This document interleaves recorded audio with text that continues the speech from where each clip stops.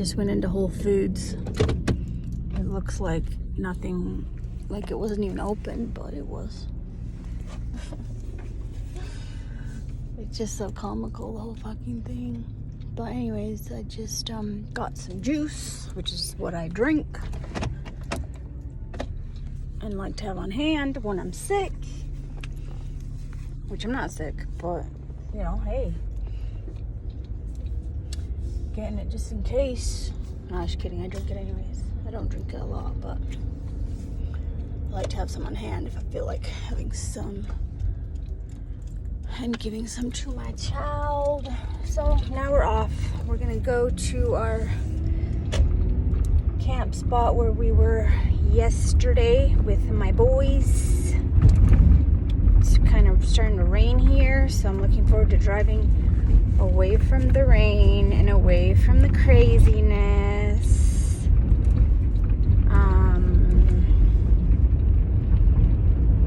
Away from all the loco people for the next week or two, however long I feel like I want to be gone. And let's all pray and hope my car cooperates. Cooperated beautifully yesterday and the day before. I took my boys camping. Guess that was a meant to be thing. Now they're back at Dad's. And that's great because I was exhausted and they were exhausting me. They're really naughty. They say a lot of bad words and a lot of disturbing things. And it's a lot to handle, so I'm grateful that I get breaks from them. And looking forward to just super chilling. I got Yaku, my baby, but he is pretty super chill most of the time. We'll see how it looks over at Tooele, but at the Walmart by my house, which I guess I should have went in to get like some fire starter because I like to make my fire oh no, I don't want that starting as easy as possible, but yeah, I don't want to go in the store. I'm freaking tired. Just have to use loads of paper and hope the best. And the craziness that was going on at the Walmart in Tooele with the lines and whatever, which they actually did have a sign right there at the Walmart or at the Whole Foods about start the line here. So silly.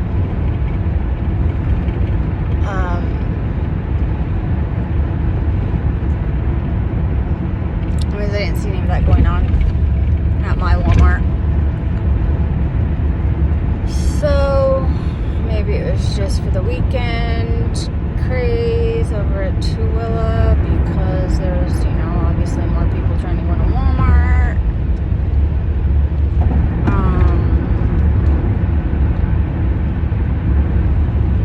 But we'll see because I'm going to be driving right by there again right now. Well, not right this second, but in about 30 minutes or so. But yeah, people just believe whatever they're told and they react to it, and we don't actually know anything. And the reason why I question everything and I don't believe what they tell me is because I've already caught him in enough lies. So, you know, my ex-husband, he was a chronic compulsive liar. He would just make up even random stories just for fun, just see the reaction he could get from people, right? So, hello, this world is run by people like my ex-husband, okay? And they will just make up stuff just for fun. So, the point is, once we realize that someone's a liar, then what does that make us when we continue to believe things that these people say? Like, how many things do you think comes out of my ex-husband's face that I believe? Zero things. Even if what he's saying is true, I don't care. I don't contemplate what he says. I don't even listen to what he says. In fact, he's not allowed to talk to me. But he wants to force me to listen to him. Because he likes putting his bullcrap in me. So I even went to the extent of court ordering him to stay a mile away from me. Not because I'm susceptible to believing his lies anymore, like I used to be. No, it's just to prove a point that, like, I asked you to not talk to me and I would need my wishes to be respected. Okay? So these people that are lying to you, mass numbers of people, you can't necessarily court order them to stop talking to you, but you can turn off the TV, the radio, the internet thingies that you're looking at, because they're using that to bring in the poison into you, and you're volunteering it by looking at it. So they are covert narcissists. They who own the media are covert narcissists. They play nice, pretend nice to fuck you, to get you to fuck yourself. And you're letting them. So all the power is literally in your hands. Like, I understand completely why I had to marry and be with a covert narcissist for 13 years. It's because I need to get to know the enemy on a large scale. And what I actually learned is I was the enemy, because I was doing it all to myself. Yeah, sure, he's over there blah, blah, blah, and whatever, and da-da, but I was listening to him. I was believing him. I was reacting to him.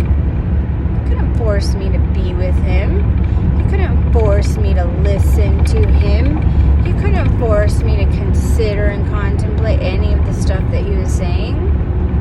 I did that. So there's no cops out here forcing us to any of this. We're doing it. We're listening to the stuff, and then we're just doing it. We're going into fear. We're complying. We're doing it to ourselves. We have met the enemy, and they is us. They is us. So funny. Anyways, it's amusing to me because I understand what's going on, and I don't buy into it. I'm like, it's not real to me, right? And I understand for those of you that have bought into it, it's very real to you, and I piss you off.